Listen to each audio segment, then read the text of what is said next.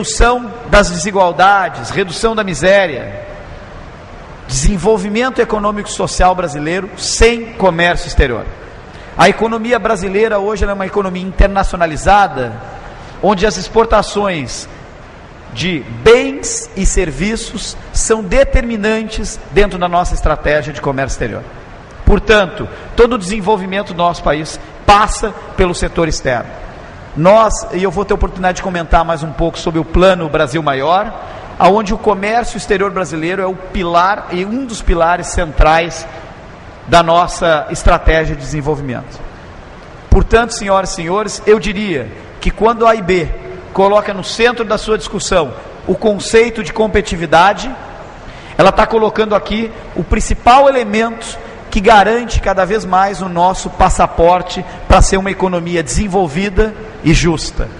Portanto, essa discussão que nós teremos aqui durante esses 2 dias, ela é fundamental para que a gente não só melhore o desempenho da economia brasileira, mas faça cada vez mais o comércio exterior brasileiro ser centro das nossas atenções, das nossas políticas e da nossa estratégia de desenvolvimento.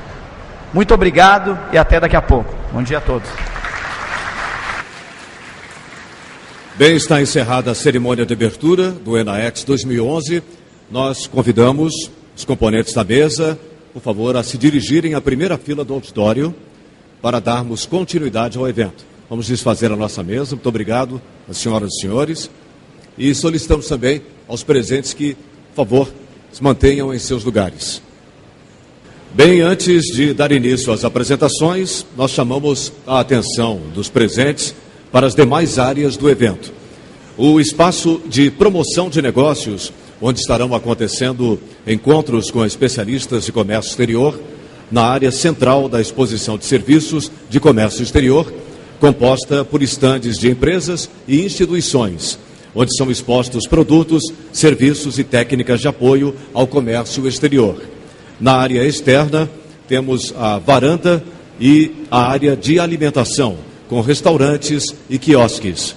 Nós informamos também que o ENAEX 2011 está sendo transmitido em tempo real no site www.enaex.com.br. E informo também que às 17h45, finalzinho da tarde, vai ocorrer o evento de entrega do Prêmio Destaque de Comércio Exterior. É uma promoção conjunta da AEB e do Ministério do Desenvolvimento, Indústria e Comércio Exterior. E às 18h30 haverá um pocket show na Praça de Alimentação. Muito bem, convidamos a realizar agora um pronunciamento especial sobre a política de desenvolvimento da competitividade e o comércio exterior, o senhor Alessandro Teixeira, secretário executivo do Ministério do Desenvolvimento, Indústria e Comércio Exterior. Com a palavra, senhor Alexandre Teixeira. Obrigado. Falar 2 vezes assim é sempre... Vocês vão enjoar da minha voz aqui hoje. Eu queria iniciar comentando um pouco o elemento final da fala do presidente Benedito sobre a crise no cenário internacional. É importante quando a gente fala de comércio exterior, e para aqueles, eu vejo várias pessoas novas aqui que estão estudando o comércio exterior, e é importante que cada vez mais a gente esteja conectado com a situação econômica internacional e tenha uma percepção cada vez mais definida do que vem acontecendo no mundo em termos de desenvolvimento econômico, crescimento industrial, crescimento agrícola, e como é que o mundo vem agindo dentro da economia internacional. A primeira coisa que eu gostaria de dizer é que, a despeito de vários analistas terem sido pegos de surpresa sobre a crise internacional, eu queria dizer que essa crise não é nova. Ela não é uma nova crise do que aconteceu em 2008. A Europa e os Estados Unidos não saíram ainda da crise de 2008. É isso que nós temos que lembrar.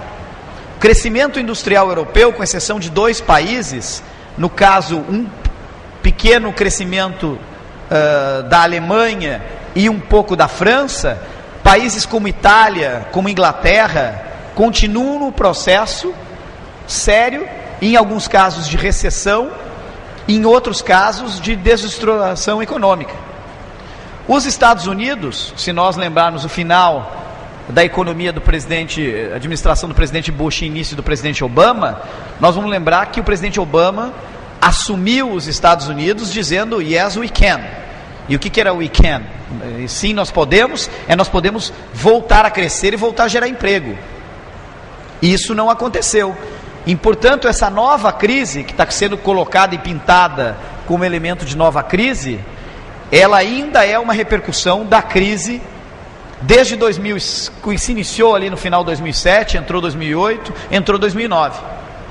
E por que isso é importante? Porque quando a gente analisa comércio exterior, a gente vai ver que tanto a União Europeia como os Estados Unidos, eles continuam com restrições no comércio exterior em termos de aquisição e venda de produtos. Só para dar um número, para deixar vocês mais claros sobre essa fotografia.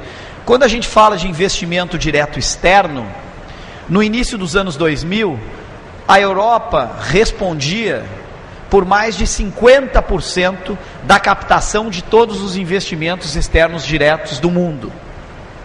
Então vamos lá, 2002, a Europa respondia por 51%, para ser mais específico. Esse ano de 2011, se confirmar os números, a Europa deve responder em torno de 37% de toda a capacidade de atração de investimentos no mundo. Os Estados Unidos respondia por 17 a 18% da capacidade de atração de investimentos externos diretos. 2011 provavelmente deve fechar abaixo dos 14%. E por que eu estou colocando esses números? Porque esses números refletem o quê? Todos os investimentos que são feitos para ampliar a sua capacidade produtiva. E ampliando a capacidade produtiva, ele está fazendo o quê? Gerando emprego e renda. Gerando emprego e renda, ele está o quê? Sustentando o crescimento do consumo das famílias desses países. Coisas que não vem acontecendo no caso da União Europeia e no caso dos Estados Unidos. Qual é a consequência disso para o Brasil? A consequência disso para o Brasil é que no ano de 2008, 2009, nós temos a mudança do principal parceiro comercial brasileiro. Vamos voltar para 2000. No início da década de 2000, se nós pegássemos a pauta de exportação brasileira, ela era 85% concentrada em 5 parceiros comerciais. Desses 5 parceiros comerciais, um era os Estados Unidos e 3 eram países da União Europeia. Quando nós olhamos a pauta comercial hoje, tanto de exportação como importação, o principal parceiro comercial com um pouquinho mais de 16% da pauta é quem? É a China. E por que eu inicio essa fala falando de economia internacional e China? Porque quando nós olharmos para o contexto econômico internacional, a gente vai ver que já era previsto há alguns anos que 2012 é o ano da mudança e da troca, eu não vou chamar de poder aqui, mas de hegemonia da economia internacional. E por que eu digo isso? Porque a partir do final de 2012, a economia dos países emergentes passa a produzir mais de 50% do PIB mundial. E a tendência, senhoras e senhores, é que cada vez mais as economias avançadas percam a hegemonia dentro da questão principalmente produtiva na economia mundial. Então, portanto, obviamente o papel, quando a gente olha tanto de criação e geração de riqueza, como aumento de consumo por parte dos países que nós vamos chamar aqui de emergentes, mas vários deles não são emergentes, obviamente. A Rússia, ela pode ser considerada uma economia de capitalista emergente, mas ela não é uma economia emergente. Por quê? Porque ela já dominou um período importante da história, um bloco econômico. Então, portanto, quando a gente coloca isso, a gente vai ver que existe um novo padrão nascendo de hegemonia econômica ou de bipolaridade entre as economias emergentes e as economias avançadas. Isso também se reflete na variação do volume de importações, aonde as economias em desenvolvimento já são a maioria em termos de importações e também vão ser a maioria em termos de exportações. Só para dar um exemplo, hoje, a China, para quem acha que só produz produtos manufaturados, é o primeiro produtor de produtos agrícolas do mundo e é o segundo maior produtor de produtos manufaturados do mundo.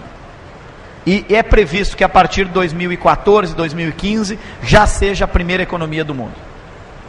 Lembrando sempre, senhores, que a China ainda possui 650 milhões de pessoas no campo. Então tem um desafio muito grande a ser colocado. E a Índia ainda possui mais ou menos 70% da sua população ainda em áreas das grandes cidades ou no campo, que para o conceito indiano ainda é considerado população rural. Então esses dois dados mostram os desafios que nós temos quanto à evolução e os pontos de interrogação